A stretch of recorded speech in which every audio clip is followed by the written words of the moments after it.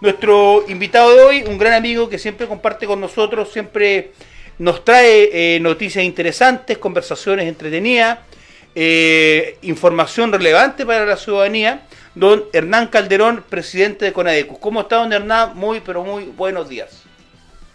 ¿Qué tal, Claudio? Buenos días. Y como siempre, un gran saludo para toda Chiloé, la 10ª región y todo el sur de Chile. Eh, Desearles que se encuentren todos bien. Hemos tenido una semana un poco compleja, pero para el sur no es problema. Es la zona central la que tiene problemas con las lluvias y todo esto. Llueve un poquito, caen 4 gotas más y queda un desastre.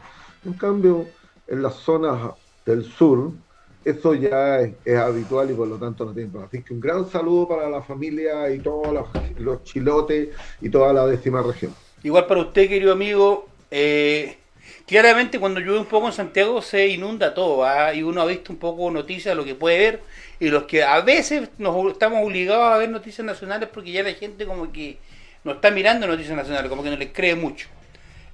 Don Hernán, las tormentas de la zona central develan el déficit hídrico que tiene Santiago, que no deja de ser preocupante, alarmante, pero también devela los derechos de los usuarios al respecto de los cortes de luz, los cortes de agua. Hay dos temas ahí que no dejan de ser interesantes poder analizarlo, y yo sé que usted tiene información, maneja información respecto a el funcionamiento, primero, del por qué tanto déficit hídrico en la zona central, y en segundo lugar, cuáles son los derechos de los usuarios al respecto de los cortes, tanto de luz como de agua. Se udía en el sur, cuyo nosotros le llamamos sur a Chiloé, a Punta Arenas, a Aysén, a Puerto Montt.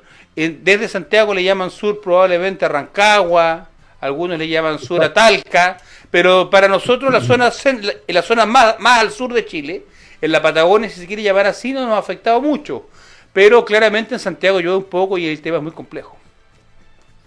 Sí, Claudio, mira, no solo en Santiago, hay varias regiones que en varias ciudades, Concepción, Talca y otras más, donde las lluvias provocan muchos problemas en la ciudad misma. Primero por esta falta de planificación que existe para lo que es el desarrollo inmobiliario, donde construyen viviendas en zonas que son inundables. Y eso se ve anualmente, cada vez que hay una lluvia fuerte, vemos que siempre son los mismos sectores los que se inundan. Eso quiere decir de que ahí no se hizo el estudio suficiente, nadie puso atención y se tomaron zonas inundables para construir viviendas. Eso pasa en Talca, pasa en Santiago, pasa en muchos lugares del país, zonas inundables se construyen viviendas. Ese es el primer problema. Y esto tiene que ver, Claudio, con algo que muchos estamos diciendo, de que la planificación de la ciudad, ¿no? El desarrollo inmobiliario, no puede quedar en manos de las inmobiliarias. A las inmobiliarias no les importa lo que pase después. A las inmobiliarias les importa construir y ganar plata. Eso es lo que les interesa. Les interesan las utilidades que les dejan los desarrollos inmobiliarios. Por lo tanto, ese es un déficit porque claramente nosotros hace muchos años que le dejamos que la planificación urbana quedara en manos de las inmobiliarias y no de los organismos del Estado que debieran ser los que debieran hacer la planificación. En segundo lugar, también tenemos de que las fuentes de recursos que, hídricos en muchos lugares se están agotando, en muchos lugares está afectando también el cambio climático, donde ya las lluvias no son del mismo tenor que tenían antes. Fíjate que para poner un ejemplo de lo que pasa en Santiago cuando hay lluvias, en la alta cordillera llueve con 25 grados. Eso Imagínate. significa de que esa lluvia lo que hace es derretir todos los hielos que existen y se producen estas famosas avalanchas y que provocan los problemas que se ven por la televisión. Eso ocurre en Santiago, ocurre en distintos lugares, ocurre en el norte cuando ocurren estas avalanchas, claramente tiene que ver con eso, porque el deslizamiento se produce desde la cordillera con caudales fuertes que van removiendo tierra y al final se convierte en una avalancha que llegan a la ciudad. Y nosotros tenemos la particularidad que una parte importante de nuestras ciudades están a orillas o muy cerca de pendientes fuertes, cerro, cordillera, y como es en el caso de San José de Maipo, que es una zona cordillerana. Por lo tanto, es lo que provoca esto. Pero a esto también tiene como efecto de que ante cualquier evento de este tipo, justamente el primer efecto que tiene es que probablemente se tenga que cortar el agua para toda una ciudad. Una ciudad de 7, 8 millones de habitantes no es fácil. Y quiero destacarte esto también, Claudio, ¿no? Las únicas comunas donde no existe corte de agua es Maipú, Cerrillo, Estación Central, donde da servicio la única empresa sanitaria pública que existe y que no ha sido privatizada, como es la empresa SMAPA, que es de la Municipalidad de Maipú. ¿Todavía existe? Porque esta empresa no procesa agua de cauces de río, sino que es de captación subterránea. Y por lo tanto, estas son las que abastecen después a Santiago entero cuando vienen los cortes. Pero también, Claudio, tiene que ver con que en muchos lugares las deficiencias tienen que ver con mi punto de vista. Algunos pueden discutirla, pero que es una falta de inversión.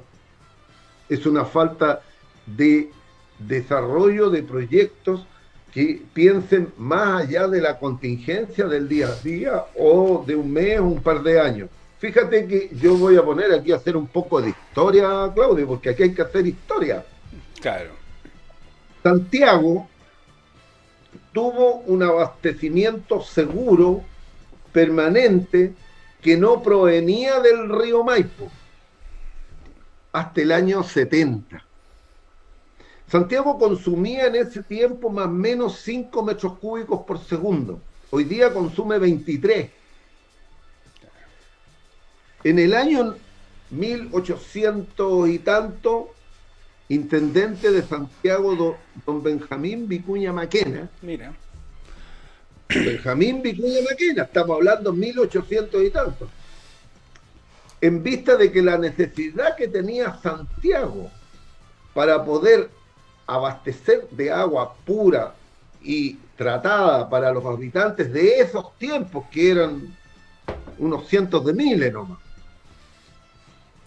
proyectó un acueducto de 90 kilómetros que nacía del alto de, por allá del volcán, donde hay dos lagunas, ¿eh? Donde está Laguna Negra, y se hizo una planta de riles para poder hacer ese acueducto que se demoró 17 años en construirlo. En 1917 se inauguró ese acueducto, que es una obra monumental para esos años, Claudio. Abasteció Santiago hasta el año 70, sin necesidad de hacer otras cosas. Pues desde entonces nunca más se hizo una obra de esa magnitud. Y después se ocupó el agua que viene del río Maipo, que es un río turbio desde su nacimiento, porque arrastra sedimento, y por lo tanto se hizo después el embalse del Yeso, y el embalse del Yeso tú liberabas agua y podías mezclar y mitigabas la turbiedad, pero a veces insuficiente, porque los deslizamientos y los avalanchas son muy mayores. Eso es un poco de historia. Ese acueducto todavía abastece Santiago, 5%. El problema es que hoy día consume Santiago 23 metros cúbicos por segundo, por lo tanto es insuficiente. Pero no se hizo otra obra monumental como esa en los, digamos, 100 años después. Indistintamente se hayan construido, pero indistintamente se hayan construido o no se hayan construido, yo creo que el fondo del tema es de que aquí hay responsabilidades del Estado. Si bien en la Constitución no están son específicas, son claras, hay responsabilidades del Estado al respecto de suministrar de los insumos básicos a los habitantes, agua, luz, Exacto. ya, y particularmente cuando tú pagas, porque tengas la luz cortada o no tengas la luz cortada, tengas el agua cortada o no tengas el agua cortada, te van a cobrar también los costos operacionales, te van a cobrar también los costos fijos. Ya, en consecuencia, ¿cuáles son los derechos de los usuarios ahí, Hernán? Porque eso pasa en todo Chile. Y después podemos entrar a lo que pasa en otras regiones. En el caso de cortes de agua, todo lo que, cualquier corte que se produzca de agua potable en cualquier lugar del país, hoy día están debidamente protegidos los derechos de los consumidores porque la ley es clara y precisa. Un corte injustificado de un servicio, el proveedor debe compensar en 10 veces el servicio no prestado. Así está establecido en la ley. Así ocurrió en Osorno. Se le pagó 10 veces el servicio no prestado durante esas semanas que tuvo en Osorno por responsabilidad de la empresa. Por lo tanto, en ese ámbito está protegido los derechos de los consumidores. ¿Cómo se hace efectivo esto? Muy simple. Ante el evento, aquí viene un tema en que muchas veces se pone en discusión y se rechaza la compensación, porque la ley dice de que tiene que ser cancelada automáticamente en la próxima cuenta que le llegue al usuario. Ahí tiene que descontarse, se descuenta del mismo consumo, pero las empresas alegan nuevamente, porque si aquí ocurre un hecho, si la empresa hoy día todo el tiempo lo hacen. Si la empresa informa de un corte con un tiempo de anticipación establecido en la ley, no tiene responsabilidad, porque informó. Y en caso de ocurra, viene una investigación por parte de la superintendencia, donde hace la investigación para determinar las responsabilidades que tiene la empresa por ese corte de servicio. Eso es lo que ocurre. Normalmente en el último tiempo las empresas inmediatamente ocurrido el hecho han hecho las compensaciones. Ya. Esperamos que en este caso, en el tema, si hubieron cortes de agua en algún lugar del país, la empresa haga la compensación inmediata. ¿Cómo se saca el promedio? Es el promedio del consumo del último mes. O sea, el mes anterior donde ocurrió el hecho, se hace el cálculo del consumo, se divide el total del consumo por los 30 días, después se divide, pues una vez que se divide sale el valor día y después saco el valor hora, porque también tiene que ver con la cantidad de horas que está. Ahora, normalmente superando cierto margen se considera día completo. Por lo tanto, ese es un poco la ley como funciona en el caso del agua. Tocaste, caso, dale adelante. El caso de la en luz. el caso de la luz, electricidad, es muy similar. Es muy similar.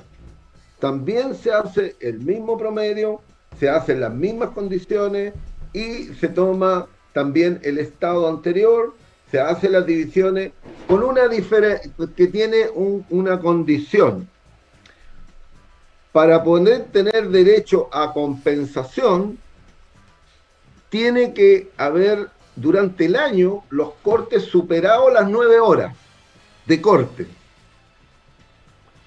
O más de 8 cortes en el año que superen los 3 minutos. Ahí tiene derecho a compensación. Bueno, esa es la ley eléctrica.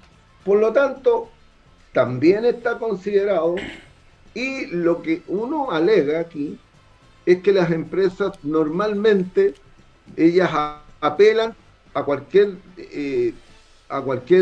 infracción o compensación a los consumidores porque ellos ahora se anticipan, saben como 72 horas antes o 42 horas antes, saben de que va a venir un evento de lluvia y eléctrico, entonces informan a la superintendencia posibles cortes. Bueno, eso es para eximirse de responsabilidad. Pero lo que no hay aquí es una responsabilidad en la mantención de las redes, de despejarlas. Tú sabes de que hoy día nosotros tenemos una postación donde van los cables aéreos, Claro. donde precisamente muchas veces están insertos entre medio de árboles, donde hay peligro de caídas de árboles, donde tiene que haber podas para limpiar y despejar que los cables no estén expuestos a alguna caída de ramas que pudiera cortar el suministro, pero eso a veces se hace, a veces no se hace. Incluso han habido condenados, personas condenadas, por responsabilidades, por la falta de mantenimiento de estas redes, las líneas de alta tensión en los campos, cuando cruzan los campos, donde tienen que, en el área donde están las líneas de alta tensión, no puede haber ninguna actividad, ni vivienda, ni sembrados, nada, tiene que estar limpio, porque claramente cualquier chispa puede provocar incendio. Bueno, en este otro caso produce corte, y ahí falta mantención. ¿Qué es lo que hay? Una discusión, Claudio, que es eterna, es que ¿cuándo vamos a poder empezar a trabajar por el soterramiento de las redes eléctricas?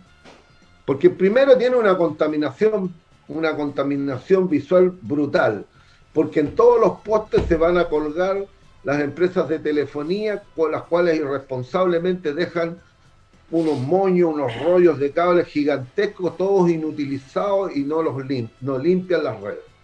Eso también provoca efecto en la mantención y en la seguridad de las redes, porque el peso que le provocan esa cantidad de cable y la tensión que le provocan tienen efectos sobre los postes mismos. Muchos se caen por efectos del peso y las tensiones que provocan no las líneas de electricidad, sino la las líneas cantidad. de telefonía, que son las que van más abajo. Claro.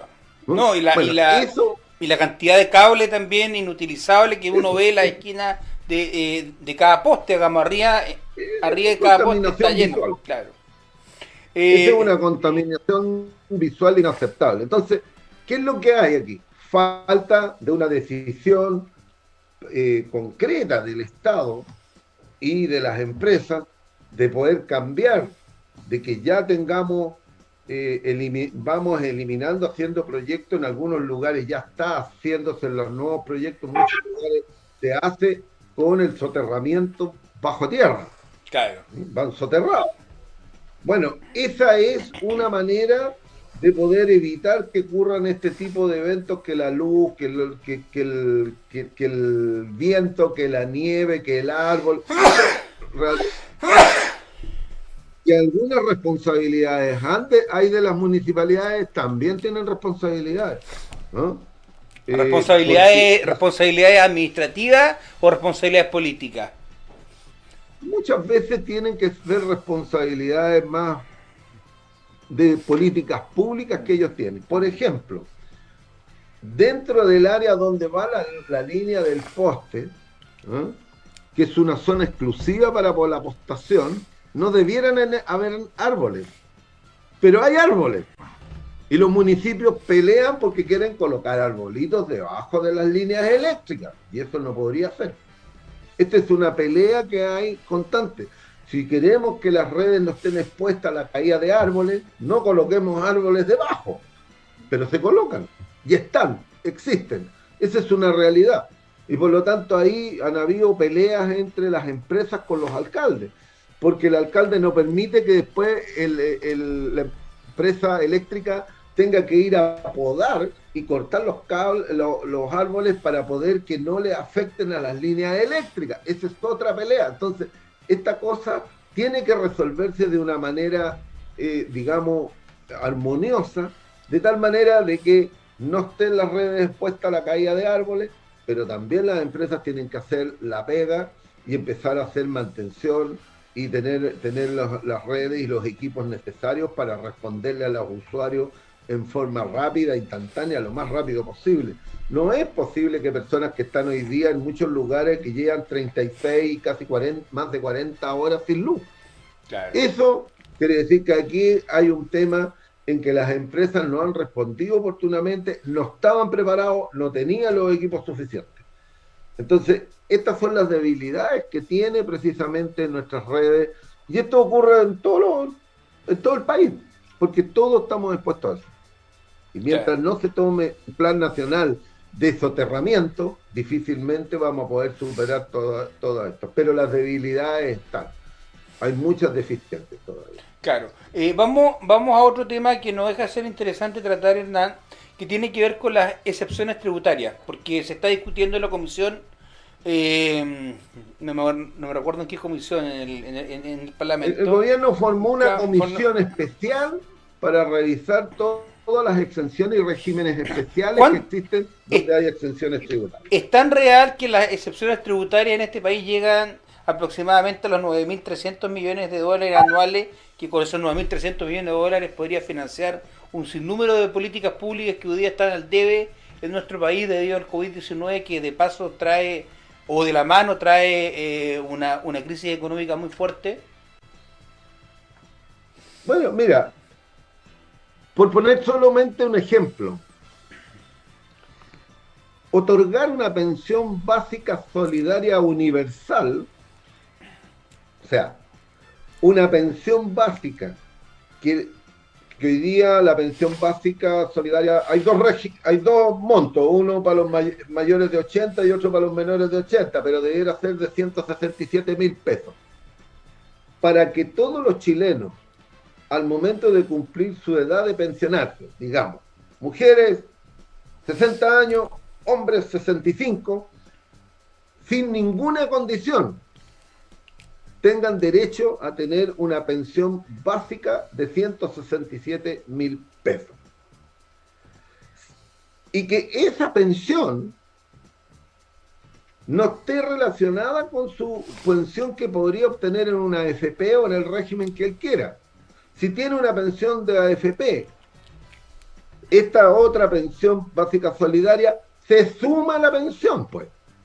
O sea, le mejora. Si usted, vecino, amigo, todo, sacó una pensión de 200.000 pesos en la AFP, usted va a tener los 200 más los 167.000.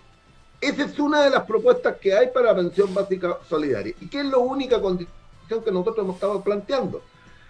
Que esta pensión básica solidaria sea universal para todos, un derecho. Por lo tanto, no tiene que estar condicionado a que esté inscrito en el registro de hogares, que esté en el ¿cómo se llama? El sistema de vulnerabilidad. No, nada. Simplemente cumpliendo la edad se obtiene. Bueno, este proyecto tiene un costo, Claudio, de aproximadamente los estudios 4.500 millones de dólares al año. Bueno, y en exenciones tributarias tenemos 9.300, o sea, claro, la plata está. Cuando tú hablas, mira, yo creo que es súper importante porque este programa también tiene una lógica pedagógica. Mucha gente que nos escucha, que nos ve, entiende lo que estamos hablando, pero hay otras que también le interesa. Ya, para quienes nos están escuchando en nuestra radio imagen Chile 88.3, estamos hablando con Hernán Calderón, presidente de CONADECUS, Corporación Nacional de Desarrollo de Defensa de los Consumidores. Cuando hablamos de excepciones tributarias, podríamos decir, por ejemplo, que la novena región, en la octava región, donde hay una explotación bastante importante de madera, ya hay una excepción tributaria ahí para las grandes empresas para que puedan seguir plantando pino. Exactamente. O sea, ese no es una excepción tributaria, es un beneficio que le entrega el Estado, donde hay, por la plantación de pino, aquí el desarrollo de los bosques y la plantación de bosques se desarrolló principalmente por una ley que impuso en que había un subsidio a quien plantar árboles. Y por lo tanto, ellos tuvieron un beneficio de años. Se estima que son cientos de millones de dólares. Así creció Diguillín, CMPC, Arauco. Todos los que plantaron bosques crecieron en base a eso. Celulosa Arauco. Porque claro. el Estado te subvencionaba, te pagaba para que plantaras. Bueno, todos los que están plantando siguen recibiendo beneficios. Por lo tanto, esa es una. Hay otro más, que probablemente es el que tú, y que nunca llega a la gente.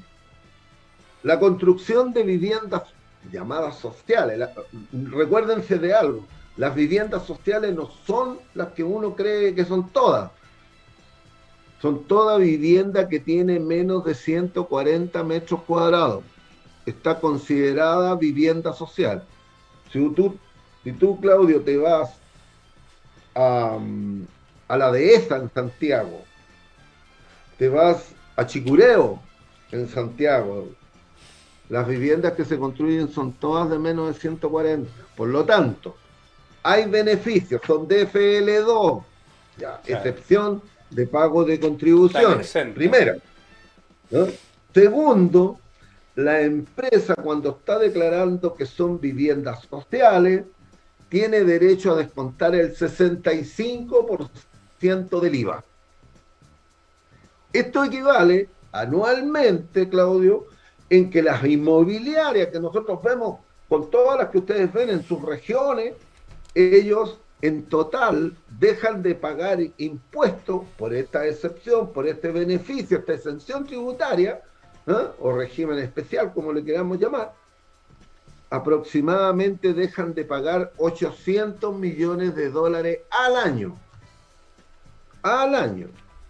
Entonces, aquí uno ve que el chancho parece que está mal pelado. Claro. Claro, porque claramente ellos tienen un beneficio que al final lo que buscaba el Estado era que ese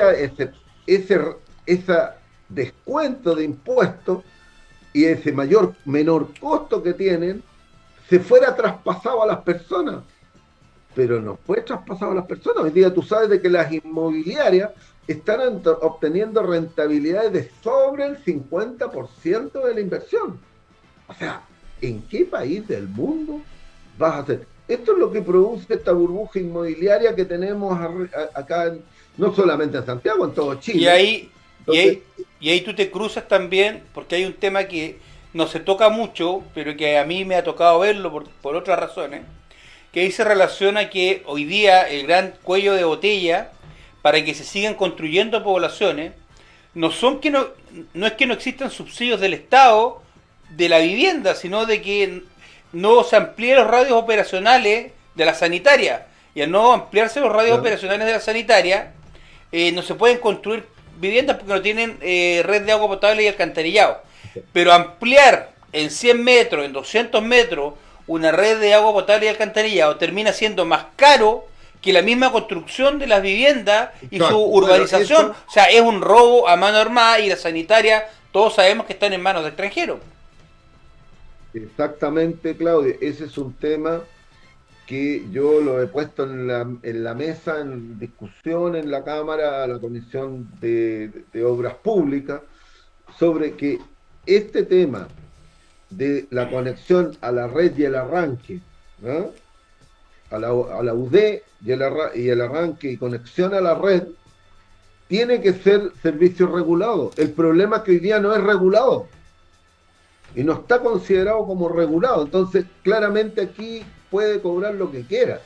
Pues, y como tal como tú dices, hoy día el que tiene un sitio, construye una casa, a veces le sale más caro la conexión que el sitio y la casa juntas, Claro. porque cuesta millones de pesos. No hay conexiones por menos. Al agua cuesta 6 millones y a la red costará 9 millones, 10 millones, 15 millones en algunos casos. Es una brutalidad. Eso no está regulado y es un tema de abuso. Ese es un abuso más que nada, porque eso lo dejaron libre, lo dejaron no regulado y por lo tanto las sanitarias se aprovecharon de eso. Pero yo quiero decirte otra cosa, que hay que hacer algunos temas. Aquí hay un tema de las ganancias de capital en acciones, cuotas o las cuotas con presencia bursátil, digamos, en la bolsa de comercio. En la bolsa, los que transan en la bolsa no pagan impuestos por las utilidades. Claro. Entonces ahí tienes otro foco que es bastante grande. ¿no? Los fondos de inversión privada, estos tampoco pagan impuestos. Hay muchos regímenes que están exentos de pago de impuestos. Tienes también este tema, el impuesto al diésel, po. Claro. El impuesto al diésel son, mira, la minería está exenta de pago de impuestos. Los camioneros. Los camioneros son una parte del eslabón, Claro. porque está la industria, la minería y los camioneros. Claro. Todo, porque la minería no paga el impuesto. No hay impuesto específico. Además descuentan IVA. Ya lo pueden descontar. Y las mineras, po, todo esto, claro, entonces además tienen un valor que es bastante menor con respecto al impuesto específico que pagamos nosotros por la benzina, que es el que pagamos nosotros los ciudadanos. Claro. Yo como ciudadano, tú como ciudadano podrías tener un vehículo a petróleo, vas a pagar un menor valor por el petróleo, pero tú no descuentas IVA. En cambio el camionero descuenta el IVA. Claro. Además de eso, o sea, del precio del descuento del IVA, por lo tanto les sale más bajo todavía. Claro. Ese régimen está dentro de la discusión que se viene hoy que día. Tiene que eliminar. Claro, y hay una discusión mayor hoy día, particularmente con este nuevo proceso constituyente, Dios quiera, con esta nueva constitución que trate de minimizar, de achicar esta desigualdad que hay en Chile, de que la salud sea un derecho y tengamos una salud igualitaria para todos, que la educación sea una educación pública y de calidad, que las pensiones sean decentes, que pasemos de ser un país subsidiario a ser un país solidario, pero para eso, si es que eso se logra, si es que eso se configura dentro de la Constitución, los proyectos de ley van a necesitar muchos recursos, y para eso necesitamos saber dónde sacarlo. Yo creo que una de las partes de dónde sacarlo es claramente aplicando impuestos importantes y tratando de que estas excepciones se terminen eliminando, porque al final del día, donde hay excepciones tributarias, estamos viendo que hay empresas millonarias y no necesariamente son empresas chilenas, como en el caso de las mineras. Exacto. Mira, en el tema de la minería, aquí hay otro régimen que también tiene excepción tributaria y que no es menor, es muy relevante.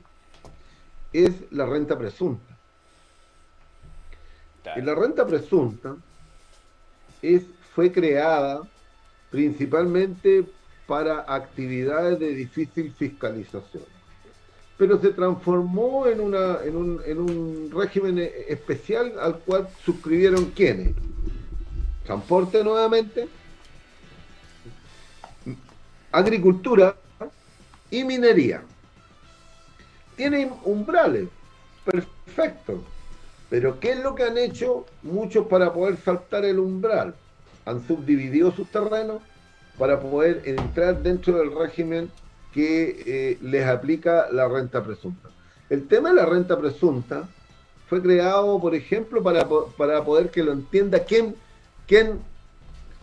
declara por renta presunta, el taxista. El taxista es renta presunta, porque no tengo cómo fiscalizarlo. Entonces, por lo tanto, él paga un impuesto. ¿Cuál es el impuesto? Hace, según sus ingresos, el máximo que podría pagar es el 10% del valor del vehículo. Claro. Anual. Ese es el tema. Entonces pasa aquí la paradoja, que el mayor transportista de buses urbanos, Turbú, declara por renta presunta. Claro. Entonces, no. Ahora, alguien me podrá decir que... Bueno, estamos hablando prácticamente de los cortes de luz, y al parecer se le cortó la luz a nuestro querido amigo Hernán Calderón. Bueno, estaba buena la conversación, pero tuvo un problema técnico. Nos despedimos de él y le damos un abrazo afectuoso ya por la conversación.